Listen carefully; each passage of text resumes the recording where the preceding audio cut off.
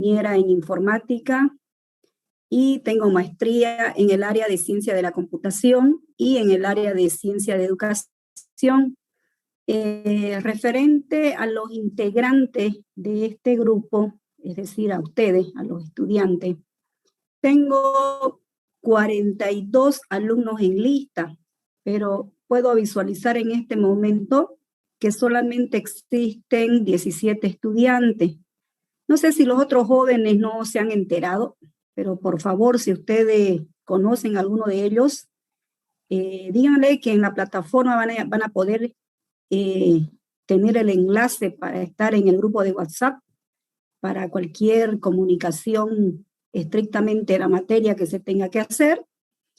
Y por otro lado, que ahí va a encontrar los códigos para que pueda ingresar a las clases de las videoconferencias que vamos a tener durante el semestre. Ya, así que si ustedes conocen a algún estudiante más que por ahí a lo mejor es del grupo y no sabe de que utilizando ese código va a poder ingresar a la clase. Bien, jóvenes, entonces comentarle lo siguiente. Cada uno de los dispositivos, llámese celular, computadora, tablet, no sé en qué ustedes están ingresando, es obligatorio, jóvenes, que tenga su nombre y sus apellidos, ¿ya? Entonces, por favor, los jóvenes que todavía no tienen su nombre y su apellido, colóquenlo. Por ejemplo, este joven que está con su registro 22000621, eso lo puede colocar si quiere al final, ¿ya? Pero su nombre sí o sí primeramente debe verse, ¿ya? Su nombre y su apellido. Eso es muy importante incluso para las mismas listas que se van a ir haciendo de forma automática, entonces debe tener bajo ese aspecto. Segundo, ustedes están ingresando con un dispositivo móvil o con un computador.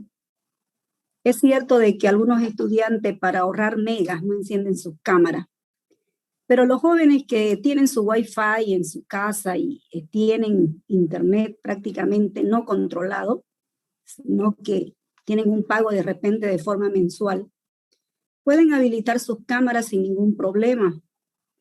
En cualquier momento, a cualquiera de ustedes se le va a hacer las preguntas, ¿ya? En cualquier clase, y a veces cuando usted pone su cámara apagada, no sabemos si los estudiantes están atrás o no.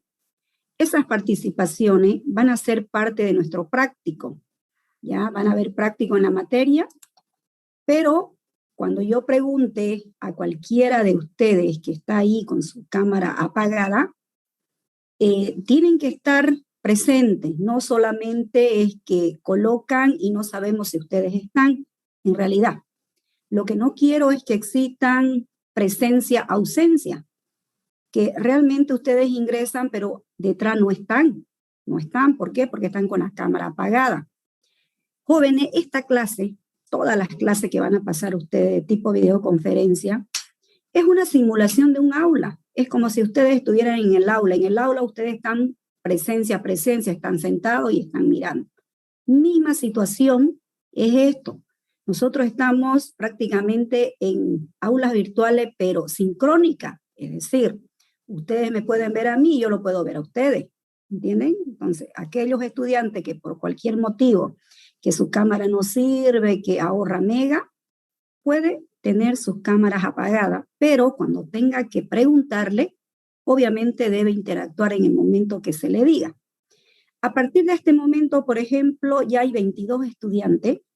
Colóquenme en el chat solamente presente. Esa va a ser mi lista aquí en la videoconferencia para que yo pueda saber quiénes han asistido a clase. Solo presente, porque cada dispositivo tiene su nombre, entonces no hay ningún problema para que podamos saber quiénes asisten a clase. Otra recomendación, jóvenes. En las clases de videoconferencia, siempre va a empezar las clases, fíjese, a la hora establecida del horario, pero se va a dar una tolerancia de 10 minutos. Entonces, el que logre entrar a las 8:30 va a estar esto. 8:40 vamos a estar empezando las clases, ¿ya? Entonces, 10 minutos para que todo el mundo pueda ingresar. Eso sería en cuanto a las recomendaciones. Para los exámenes, jóvenes, para los exámenes, también hacer la recomendación desde el primer día. Ahí sí, todos tienen que estar con la cámara encendida para exámenes, para defensa de práctico, para defensa de tareas. Deben sí o sí estar con cámaras encendidas. No voy a aceptar ninguna de estas actividades, especialmente el examen, que alguien me diga no funciona mi cámara, no va a poder dar examen. Porque en los exámenes hay protocolo en la cual que la primera prioridad es que el estudiante pueda enfocar su cámara donde él está haciendo su examen. Entonces, todos aquellos jóvenes que no encienden su cámara, en estas actividades para ser evaluado, sí o sí deben estar encendidas sus cámaras.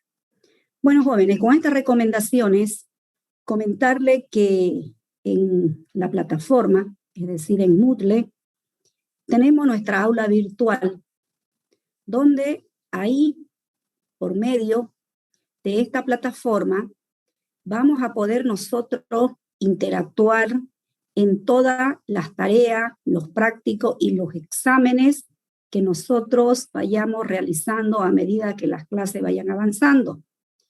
Lo primero que se le ha dejado para que ustedes puedan ya conocer de qué se trata la materia es el programa analítico. No sé si lo han podido mirar. Ahora mismo lo vamos a mirar el programa analítico para que usted sepa qué va a hacer durante este semestre. Pero también se le ha dejado un libro digital.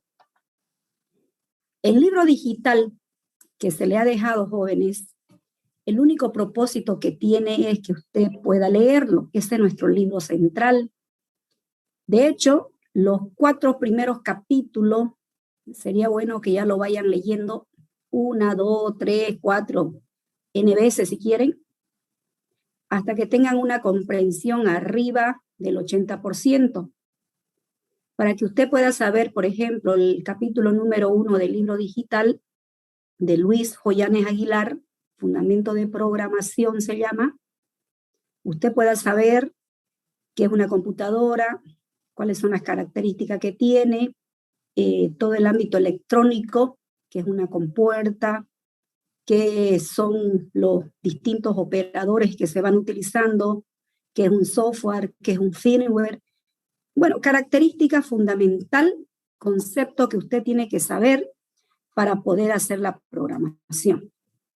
Comentarle también de que en el librito usted va a poder saber qué es un algoritmo, qué es un programa, cuáles son las etapas de un programa, cuáles son los elementos que se necesitan para solucionar un algoritmo y todos los conceptos previos.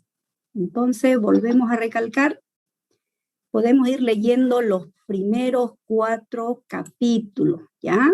Así que si usted comprende todo lo que está ahí de forma conceptual, le ayuda y le facilita el aprendizaje para que ustedes puedan trabajar ya con el ámbito de los algoritmos. En esta materia se aprende a desarrollar y a construir algoritmos mediante lógica y bloque de construcción, ¿ya? Bloques de construcción, donde usted va a conocer un conjunto de herramientas, va a conocer la metodología, va a construir el algoritmo y finalmente, jóvenes, ustedes lo van a representar utilizando un lenguaje de programación, elaborando un programa, haciéndolo ejecutar y ver el resultado en pantallita. El lenguaje de programación que se utiliza es Delphi. Delphi lo pueden encontrar ustedes en el grupo de Embarcadero, RAT Embarcadero. ¿Ya? Delphi es un framework, Embarcadero es un framework que tiene los 2 lenguajes. Tiene Delphi y tiene el lenguaje C. ¿Ya? Nosotros vamos a utilizar Delphi. ¿Ya? Bien, jóvenes, con esta introducción, vayamos a mirar lo que dice el programa analítico se los voy a compartir para que usted lo pueda visualizar y pueda ver. Como usted puede ahorita en este momento visualizar, fíjense, la materia de introducción a la informática, se hizo un equipo de trabajo justo antes de la pandemia, enero y febrero del 2020. Hemos trabajado en equipo todos los docentes del primer semestre de la materia de introducción a la informática y se hizo la revisión del nuevo contenido que tiene la materia. Entonces, fue aprobado, fíjense, si ustedes lo miran hace un año atrás, está nuevito esto, hace un año atrás ha sido aprobado todo el nuevo contenido de esta materia.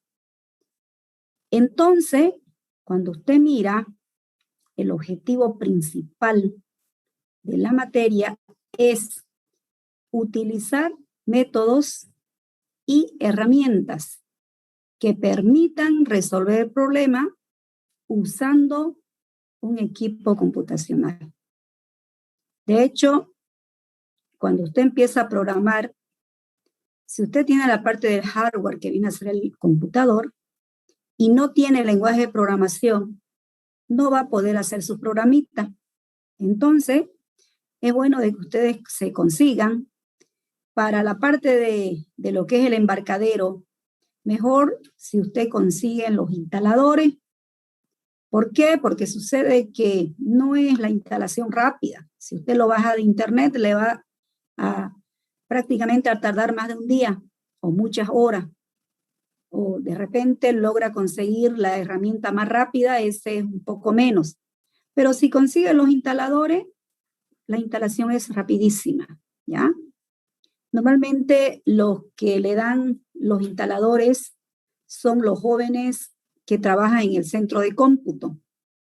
En el centro de cómputo de la universidad tienen todos los instaladores que a ustedes le pueden dotar.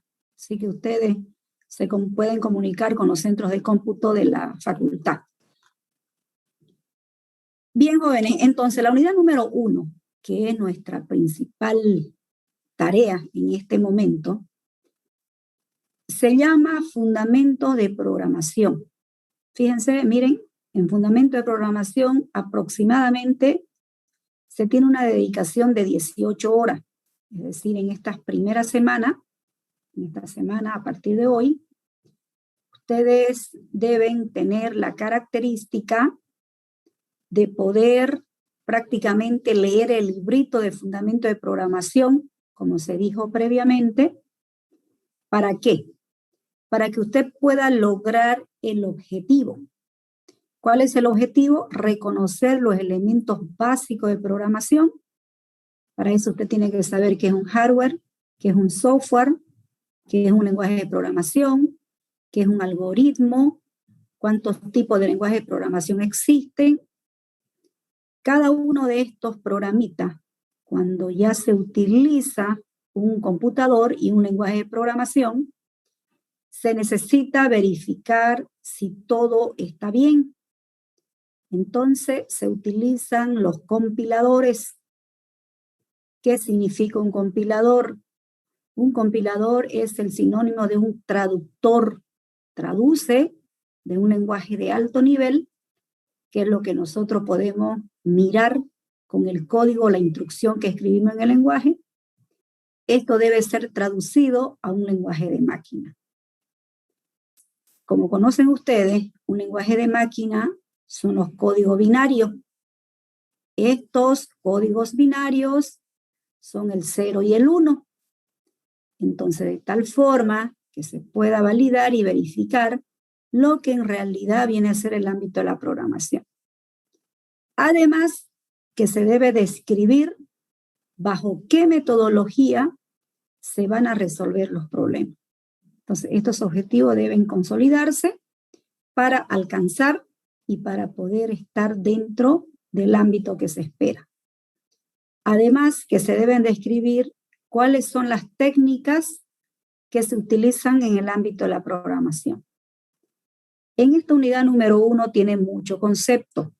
Vuelvo a recalcar, jóvenes, estos conceptos que ustedes están verificando, prácticamente va a consolidar o se va a poder ver con el aprendizaje que usted va a ir leyendo. Entonces, para eso usted tiene el libro, para que cuando yo le pregunte qué es un algoritmo, usted sepa cuántos lenguajes de programación existen, también usted tenga ese conocimiento, qué tipo de lenguaje de programación existe. Pasa que si usted examina un poquito, hay muchos lenguajes de programación para diferentes áreas. Depende qué es lo que se quiera realizar.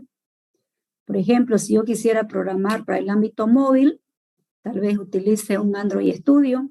¿Por qué? Porque estoy bajo ese perfil, bajo ese escenario. Si yo quisiera trabajar en el ámbito web, es decir, todo lo que quiera subir a la nube, tal vez trabaje con PHP. Entonces, cada uno de estos lenguajes tiene un propósito, ¿ya? Pero no nos olvidemos que estos lenguajes deben ser traducidos o interpretados a lo que viene a ser el lenguaje de la máquina. Para poder ya consolidar esos conceptos, ustedes me leen esos capítulos, luego tenemos la fase que cada uno de los problemas que usted va a hacer debe tener todos estos pasos, estos ámbitos, para lograr consolidar lo que viene a ser la resolución de un problema.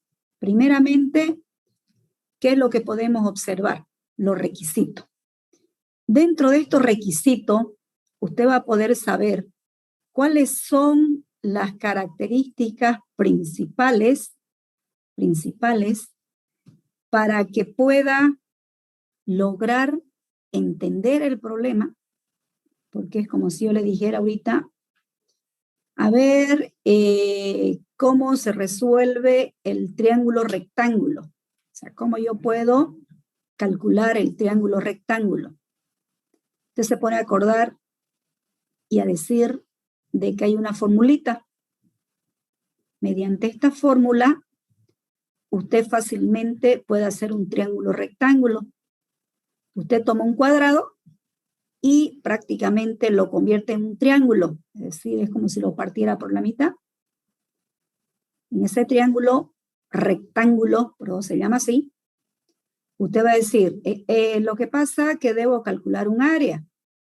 El área equivale o es igual a base por altura dividido entre 2, porque el cuadrado lo he dividido en 2. Entonces, ¿qué necesito para resolver esta formulita? Para poder obtener el resultado del área, necesito saber la base. O sea, ¿qué número tiene la base? ¿Qué número tiene la altura? Entonces usted dice, tiene 5, el otro tiene 3.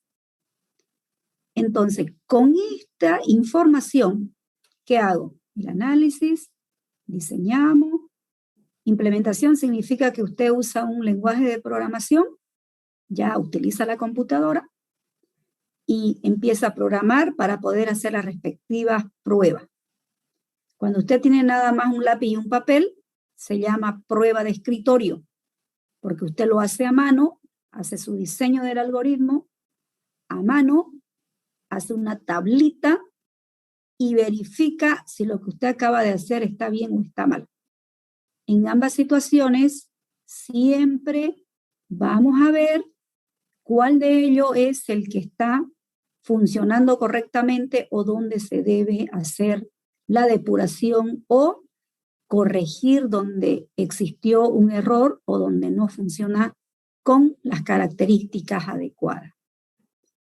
Para poder saber esto, jóvenes, como les digo, vuelvo a recalcar una vez más, hay que leer el librito, ¿ya? Para tenerlo más descrito y un poco más los conceptos trabajando bajo el ámbito que se va a necesitar. Para programar jóvenes es muy importante esto, elementos de programación. Sin los elementos no pueden trabajar los bloques de construcción. Estos elementos de programación que van a ser cada una de las líneas de código o las líneas de acciones de un algoritmo, deben tener un conjunto de elementos, como usted lo puede observar. Trabajamos con variables. Estas variables pertenecen a un tipo de dato. Los tipos de datos, jóvenes, pertenecen a un ámbito. Por ejemplo, si yo nada más hablo de los números, fíjense, si hablara de los números, un tipo de dato numérico. Pero cuando usted mira un número es una recta real. El número de la recta real, cuando a ustedes le enseñan y le muestran los números, usted encuentra el universo de los números. Cuando lo ve el universo de los números, puede darse cuenta que va desde menos infinito hasta más infinito, teniendo como directriz al cero que actúa como un neutro. De hecho, cuando yo quiero clasificar un tipo de dato, lo puedo hacer a través de los conjuntos de números que pertenecen al tipo de dato que usted solicita. Por ejemplo, yo le digo a ustedes, este es un tipo de dato que pertenece a los naturales. Yo le pregunto a ustedes, ¿cuáles son los números que pertenecen a los naturales? ¿Alguien me puede responder? ¿Quiénes son los números naturales? ¿Sabe?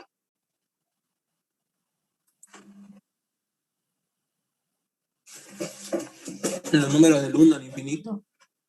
Ya, los números naturales son los números enteros que son mayores a 0. Son aquellos que son mayores a 0, por lo tanto, no tomo en cuenta los números negativos. Esos son los números naturales. Cuando ustedes le dicen, en este universo de números, que es mi recta real, aquí yo tengo los números enteros. Entonces usted me pregunta o dice, ¿los números enteros cuáles? ¿Los positivos o los negativos? Es como si digamos, menos 2 es un número entero, sí, pero pertenece a un número negativo. Yo digo, más 2 es un número entero, sí. ¿A qué pertenece? A los positivos. Entonces, como usted lo puede mirar, estos tipos de datos son importantísimos en los lenguajes de programación. Cuando ya veamos los lenguajes de programación, usted va a ver que los tipos de datos, hay varios definidos justamente para trabajar con esta característica. Entonces, en síntesis, ¿qué vamos a hacer?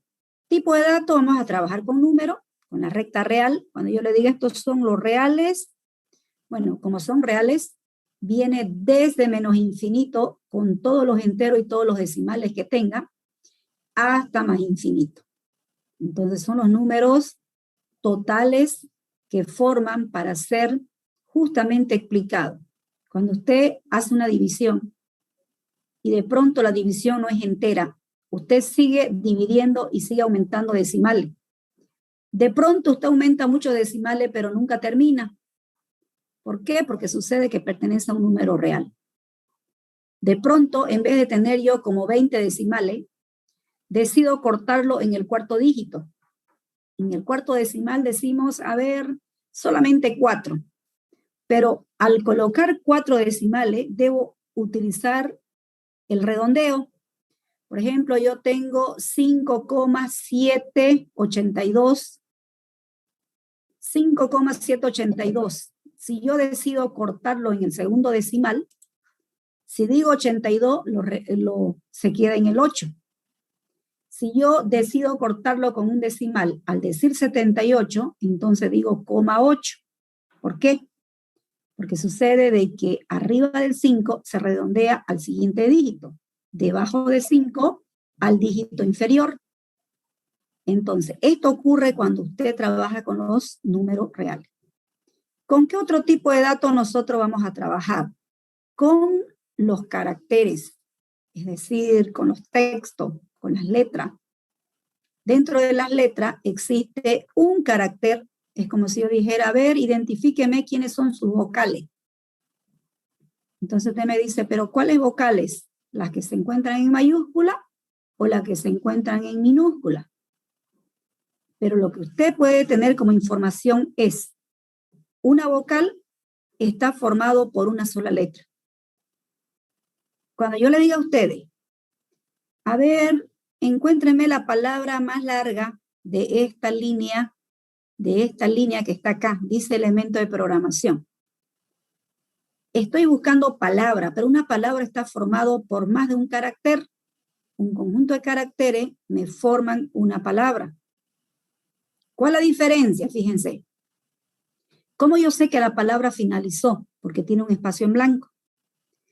Por ejemplo, yo aquí, elementos, la palabra completa va a estar siempre un espacio en blanco.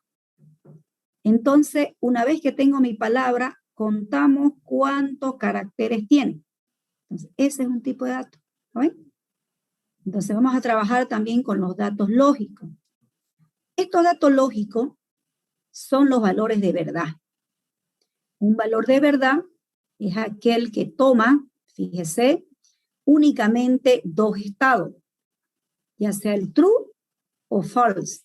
En español, verdadero o falso.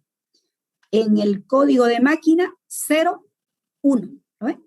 El 0 pertenece al falso y el 1 pertenece a verdadero. ¿Lo ven?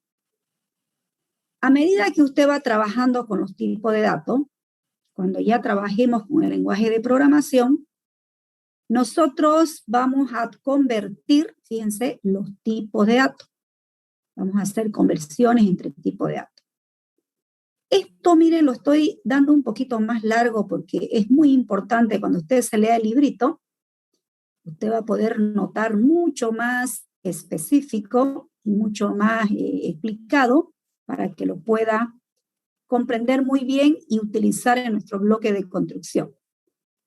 Otro elemento que es demasiado importante para el ámbito de la programación son los operadores.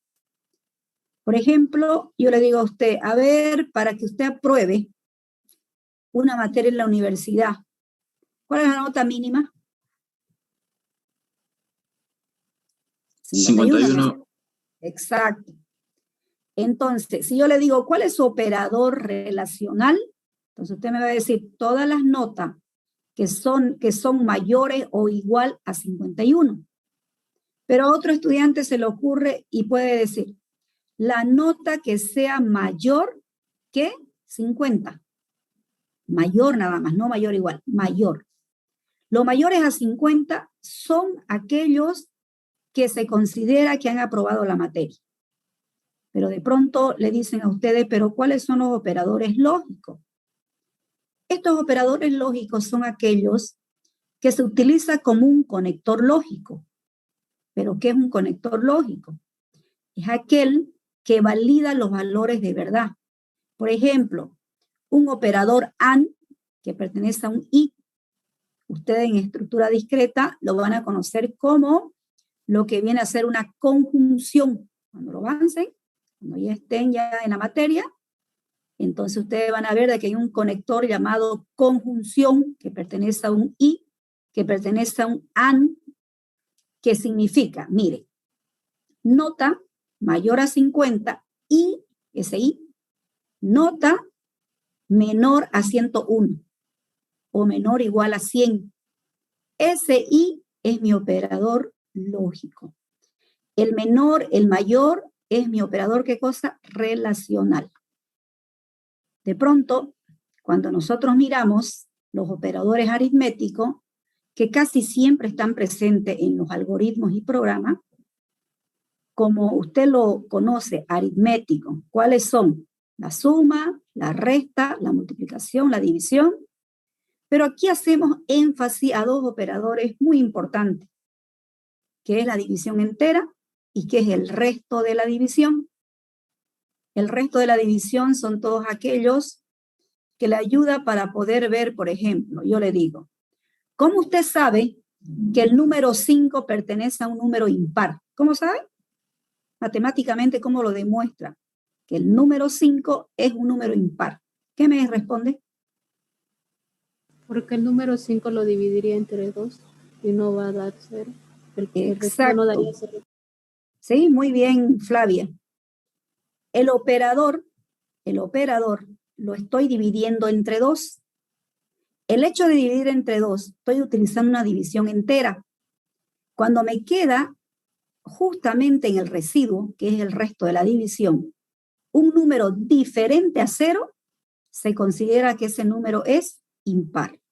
Todos los números divididos entre 2, que en el residuo queda 0, todos, sin excepción, son los números pares. Eso usted necesita saber para qué, para resolver un algoritmo. ¿Entiende? Entonces, por eso es tan importante conocer los operadores. Cada uno de estos operadores contribuye a hacer una expresión. Ahorita estábamos viendo la combinación entre operadores y expresiones, donde combinamos prácticamente la variable, el operador y la comparación. Siempre hay una comparación. Pueden ser aritmética, puede ser lógica o puede ser de tipo cadena, dependiendo de la especificación que exista. Miren, jóvenes, como ustedes pueden ver, no solamente es que van a aprender conceptos, también vamos a hacer ejercicio. ¿Lo ven? También hay ejercicio que vamos a poder trabajar con los elementos de programación. Esto que estamos mirando es para que usted se lea los 4 primeros capítulos de Luis Ollanes Aguilar, del libreto digital que lo tiene en la plataforma. Lo que usted va a hacer es bajarlo ese libro, que está en un formato PDF. Usted lo baja y lo puede tener en su computador o lo puede enviar a su celular. Entonces, en el tiempo libre que usted tenga, lo puede leer desde su celular o en su equipo, como quieran, pero hay que leerlo. ¿Qué vamos a utilizar para poder hacer un algoritmo? Vamos a utilizar la gráfica, es decir, los diagramas de flujo, que obviamente se le va a decir cuáles son los símbolos que vamos a usar, pero también vamos a utilizar, fíjense, el pseudocódigo, que es un lenguaje intermedio, que está escrito en español, que tiene el bloque de construcción, que tiene los elementos de la programación, tiene las expresiones, tiene los operadores, y obviamente se va utilizando bajo el esquema y el ámbito como se lo representa. Una vez dado eso, miren, fíjense aquí, el algoritmo representado mediante un lenguaje de programación.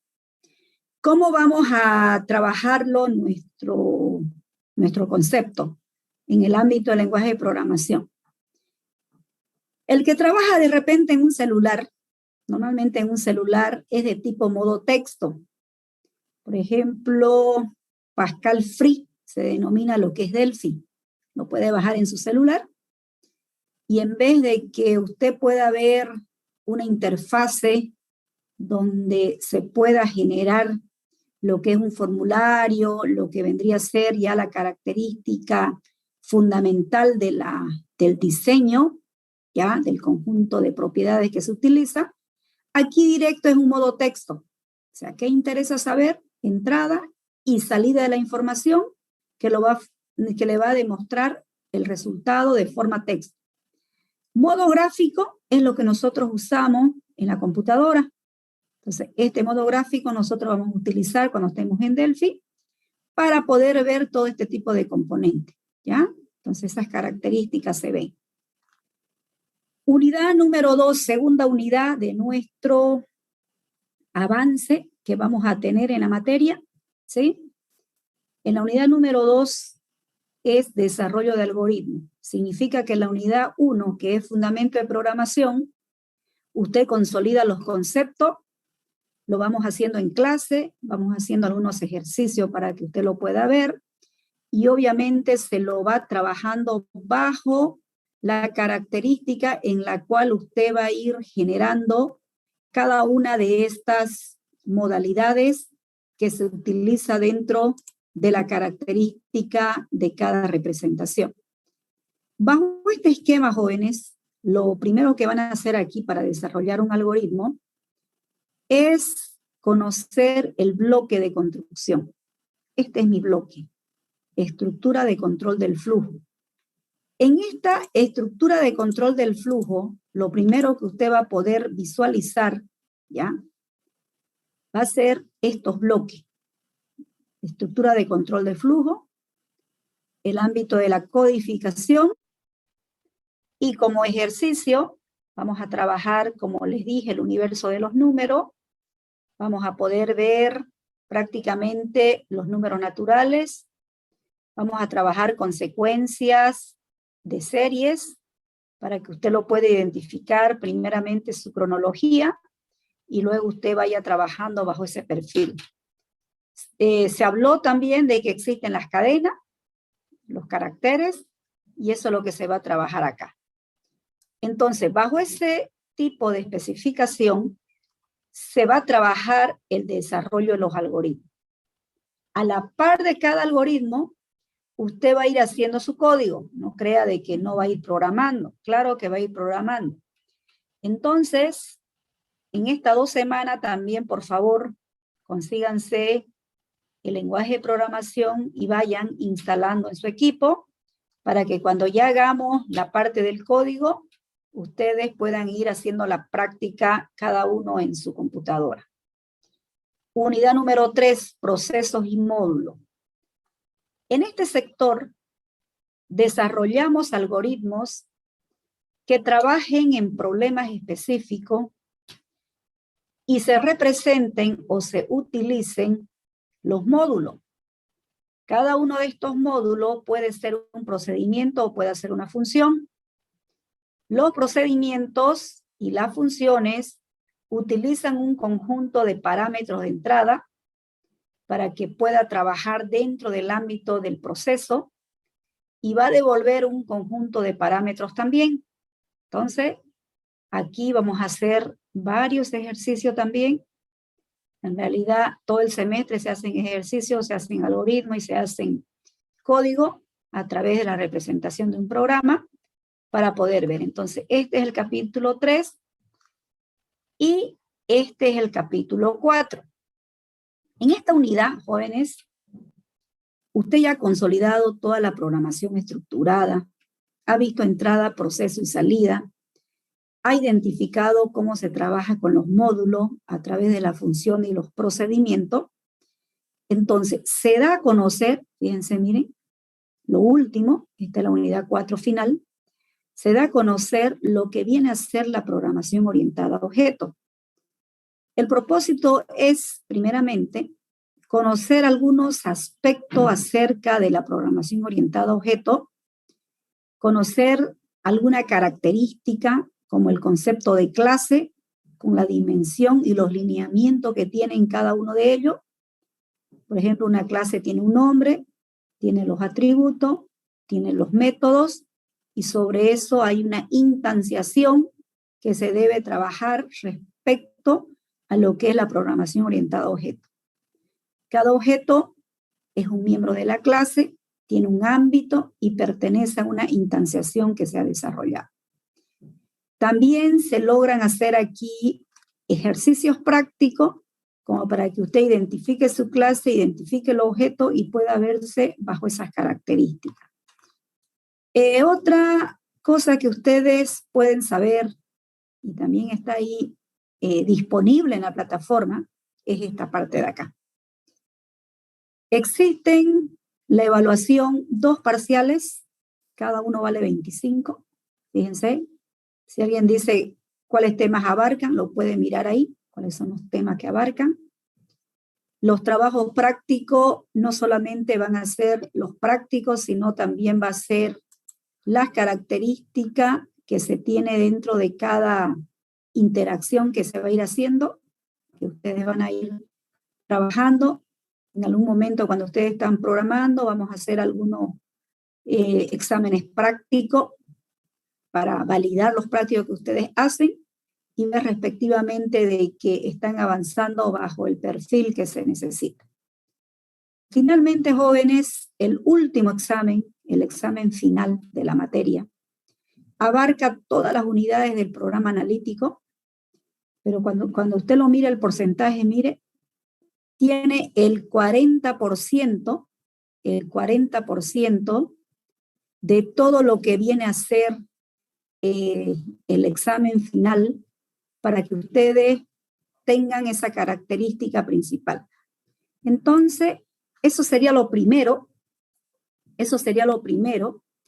que se está estableciendo para que usted sepa cuál es la dimensión de la materia y cuál es el grado de concepto que se tiene para que usted vaya aprendiendo. Bien, entonces, para facilitarlo un poco, para el día miércoles, léanme el librito 1, capítulo 1 y 2, ya el capítulo 1 y 2, para que luego avancemos en el capítulo 3, que ese es el más grande ya, orientado a la parte de algoritmo, como para que cada uno de ustedes pueda tener el concepto claro y podamos seguir avanzando, ¿sí? Esa sería la introducción de la materia, esa sería la forma en la cual nosotros vamos a ir trabajando.